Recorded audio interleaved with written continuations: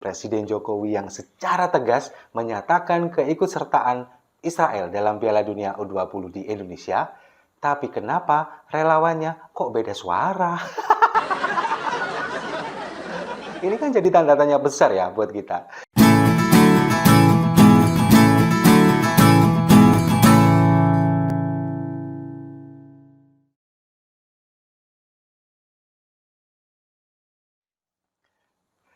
Salam damai untuk Indonesia, berjumpa lagi bersama saya, Papa Dimas. Info kali ini datangnya dari Presiden Jokowi yang secara tegas menyatakan keikutsertaan Israel dalam Piala Dunia U20 di Indonesia, tapi kenapa relawannya kok beda suara?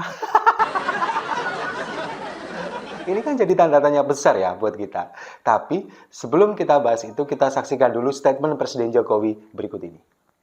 Yang selalu konsisten dan teguh dalam memperjuangkan dan mendukung kemerdekaan bangsa Palestina dan mendukung penyelesaian two-state solution, negara Israel dan negara Palestina merdeka. Sudah jelas ya, di sana dibahas tadi, ada 3 poin utama yang kita tangkap apa yang disampaikan oleh Presiden Jokowi. Yang pertama, Indonesia ini menjamin keikutsertaan Israel pada Piala Dunia U20. Karena apa? Karena Indonesia menerima ini proses bidding. Dalam kesempatan ini juga saya menyampaikan bahwa Indonesia menjadi tuan rumah penyelenggaraan Piala Dunia U20 melalui proses bidding, melalui proses seleksi panjang.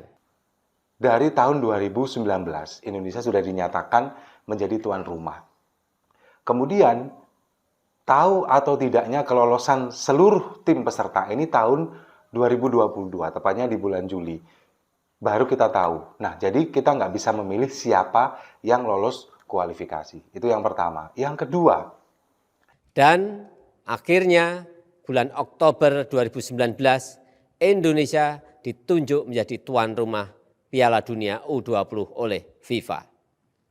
Ini merupakan kehormatan bagi bangsa Indonesia karena kita mendapat kepercayaan menyelenggarakan Piala Dunia U20. Penyelenggaraan event olahraga yang paling banyak penggemarnya di seluruh dunia. Ini adalah pernyataan Presiden Jokowi yang menyatakan secara tegas bahwa jangan mencampur adukan urusan sepak bola atau olahraga dengan politik. Jadi kita sukseskan semua ini demi Indonesia untuk menjadi tuan rumah yang terbaik. Saya menjamin keikutsertaan Israel tidak ada kaitannya dengan konsistensi posisi politik luar negeri kita terhadap Palestina. Karena dukungan kita kepada Palestina selalu kokoh dan kuat. Jadi jangan mencampur adukkan urusan olahraga dan urusan politik. Yang ketiga, Presiden Jokowi ini juga sepakat dengan Duta Besar Palestina untuk Indonesia bahwa ini sudah keputusan dari FIFA, otoritas penuh dari FIFA, kita hanya pelaksana, hanya tuan rumah, tidak bisa mencampur adukan ini semua. Yang jelas, Indonesia tetap secara konsistensi Indonesia terhadap Palestina, mendukung kemerdekaan Palestina ini tidak pernah goyah. Catat ya, itu intinya. Saat ini FIFA juga telah mengetahui adanya penolakan-penolakan terhadap keikutsertaan timnas Israel di Piala Dunia U20. Tapi kita, baik pemerintah maupun PSSI, masih terus berusaha agar ada solusi terbaik. Untuk itu, saya telah mengutus Ketua Umum PSSI, Bapak Erick Thohir, untuk bertemu dengan tim FIFA untuk mencari penyelesaian yang terbaik, mencari solusi yang terbaik. Nah, tapi kenapa di kalangan relawan ini suaranya terbelah? Nggak semua memang. Rata-rata mereka ini justru malah menolak kedatangan timnas Israel. Nah, ini kan sebetulnya yang mengawali adalah ketika kader PDIP yang merupakan juga Gubernur Bali, Iwayan Koster, ini juga sudah saya bahas sebelumnya, di 2 video sebelumnya, ini menyatakan menolak keikutsertaan Israel di Piala Dunia. Bahkan Bali, Stadion Iwayan Dipta Gianyar ini juga menjadi salah satu venue, dan kemudian Iwayan Koster menyatakan menolak kalau misalkan timnas Israel datang ke Bali. Nah, kalau menurut banyak pihak, banyak kalangan, Iwayan Koster ini menyatakan ini, meskipun dia di media menyatakan bahwa karena Israel ini adalah negara penjajah. Padahal sebetulnya Iwayan Koster ini sedikit trauma karena tragedi bom Bali. Takut kalau misalkan timnas Israel datang ke Bali, kemudian ditakut-takuti oleh orang-orang yang mengatakan bahwa akan ada sel tidur yang bangun, kemudian akan muncul terorisme ketika timnas Israel datang ke sini, kemudian akan memicu konflik dan sebagainya. Sehingga Iwayan Koster ini takut kejadian bom Bali ini akan terulang lagi kalau timnas Israel ini datang ke Bali. Jadi itu di lingkup wilayahnya sendiri.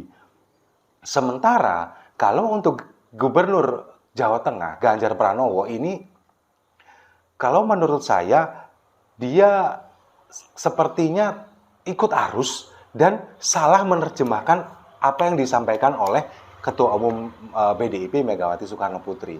Kalau kita tahu, sebagian besar kader PDIP ini adalah Soekarnowi sejati. Mereka akan ikut apa yang disampaikan oleh Presiden Soekarno. Nah, dari elit PDIP ini memang tidak pernah menyatakan menolak kedatangan timnas Israel, tapi selalu membawa spirit Bung Karno bahwa penjajahan Israel atas Palestina ini harus ditolak dan terus melakukan perlawanan, dan kita berada di mendukung pihak Palestina. Timnas Israel yang datang ke sini ini kan anak-anak muda semua yang bisa dibilang mereka ini buta politik sama sekali. Mereka anak-anak usia 18, 19, bahkan 20 tahun yang datang ke sini hanya main bola. Mereka nggak bawa senjata, bawa kaki buat main bola. Kenapa harus ditolak? Itu yang sebenarnya terjadi, kenyataannya seperti itu. Nah, kemudian di kalangan relawan di bawah, ini suaranya memang terbelah. Sebagian besar ini mendukung Ganjar Pranowo. Karena kalau kita tahu, sebagian relawan Jokowi memang sekarang ini sudah menyatakan sikapnya mendukung Ganjar Pranowo untuk maju di Pilpres 2024. Dan dengan kejadian ini, di relawan ini suaranya terpecah.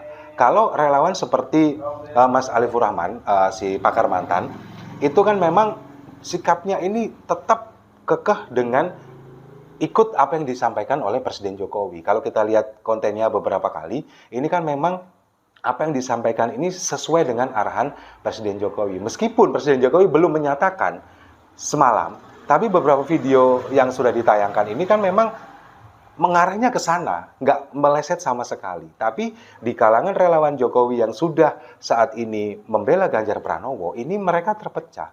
Mereka justru malah membela Ganjar Pranowo dan seolah-olah menganggap Ganjar ini justru membentengi Presiden Jokowi dari serangan oposisi dan ancaman bahaya. Padahal kenyataannya coba kita lihat, Presiden Jokowi semalam menyatakan dengan tegas bahwa menjamin keikutsertaan Israel di Piala Dunia 2023 U20.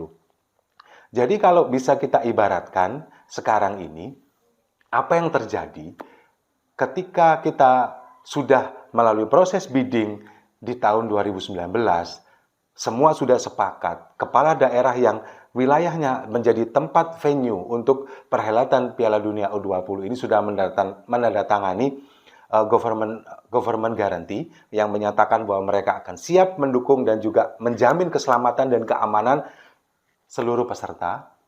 Kemudian di saat sekarang sudah mendekati pelaksanaan, ada yang kemudian menolak. Ini kan ibarat kalau misalkan saya misalkan, ini mau menikah dengan Gal Gadot, ya katakanlah Gal Gadot artis yang Yahudi asal Israel. Seluruh keluarga ini ikut melamar ke sana, melamar ke Yerusalem katakanlah. Semua sudah setuju ya, sepakat ya kita menikah, tapi menikahnya di Indonesia. Oke, sudah setuju, nanti menikahnya tanggal 20 Mei. Di saat bulan Maret, awal-awal bulan Maret seperti ini, ada salah satu keponakan saya, atau mungkin sepupu saya, menyatakan, batalkan, nggak setuju. karena dia adalah Israel. Kan seperti itu. Jadi padahal mereka ikut datang, ikut ngelamar ke sana, tapi pada saat undangan sudah disebar, persiapan sudah 90%, mereka menyatakan nggak setuju karena gara-gara calon istri saya adalah orang Israel. Nah, yang lebih parahnya lagi, yang lebih lucunya lagi, ini adalah ketika statement yang menyatakan bahwa tetap mendukung pelaksanaan tim sepak bola Piala Dunia U20, tapi tanpa keikutsertaan Israel. Ini kan konyol. Israel kan bagian dari perhelatan Piala Dunia ini. Ini sama juga dengan ketika kita sudah mau menikah, kemudian dengan Gal Gadot tadi, kemudian hari hanya sudah dekat, kemudian dia menyatakan nggak setuju menikah dengan Gal Gadot karena dia Israel. Lalu dia menyatakan silakan nikahnya diteruskan, tapi bukan dengan Gal Gadot. Terus dengan siapa dong? Ini kan konyol. Dan itu yang terjadi di kalangan relawan-relawan Presiden Jokowi yang saat ini suaranya terpecah. Nah, ini yang kemudian menjadi keresahan saya. Kenapa kalian harus seperti ini? Apakah demi mendukung tokoh yang kalian unggulkan, Ganjar Pranowo, sehingga kalian harus melawan apa yang diperintahkan Presiden Jokowi? Ataukah mungkin karena memang Presiden Jokowi ini sudah tinggal 1 tahun lagi menjabat sehingga kalian sudah melupakan itu semua? Padahal dulu dari tahun 2014 seluruh relawan Jokowi ini berkomitmen untuk selalu setia kepada Presiden Jokowi, untuk selalu mendukung apapun yang dilakukan Presiden Jokowi, program-programnya, dan mengawal terus sampai akhir masa jabatan di 2024. Apalagi kalau kita melihat ya Piala Dunia U20 ini adalah sebuah jembatan atau sebuah katakanlah sarana untuk mencapai level kita yang lebih tinggi. Piala Dunia U20 ini yang dilaksanakan di tahun 2023 ini adalah jembatan kita menuju di Piala Dunia di tahun 2034 atau di 2038. Kalau ini sukses, kita bisa menawarkan diri kita bidding lagi menjadi tuan rumah di 2034 atau 2038 Piala Dunia yang senior. Tapi kalau ini batal dilaksanakan, kemudian ini gagal terlaksana, apalagi terlaksana tapi tidak aman, kemungkinan kita untuk menawarkan diri untuk bidding menjadi tuan rumah di Piala Dunia 2034 atau 2038 itu akan buyar. Jadi ayolah kita semua sama-sama dukung pemerintahan Presiden Jokowi, dukung semua program-programnya, terutama relawan-relawan yang dulu janji setia untuk selalu mengawal Presiden Jokowi sampai akhir masa jabatannya. Ayo, mana suara kalian? Kenapa jadi terpecah begini? Kita menyatukan semua. Dan untuk perusuh-perusuh yang akan mengancam akan menganiaya, kemudian akan memblokir bandara, mendatangi hotel, dan lain sebagainya, intelijen kita akan bekerja. Kalau perlu mereka ini serok semuanya. Ya, dan untuk yang terakhir, jangan sampai, ini saya mengutip apa yang disampaikan oleh salah satu penyerang timnas U20, Hoki Caraka. Dia yang mengatakan bahwa jangan sampai pembelaan kalian terhadap negara lain justru mengubur impian anak-anak muda di negara kalian sendiri. Kalau itu yang terjadi, justru kalian akan menjadi penjajah di negara kalian sendiri. Setuju ya? Saya rasa itu. Terima kasih sudah menyimak. Jangan lupa like, komen, dan subscribe. Sampai jumpa di video-video saya selanjutnya. Salam damai untuk Indonesia.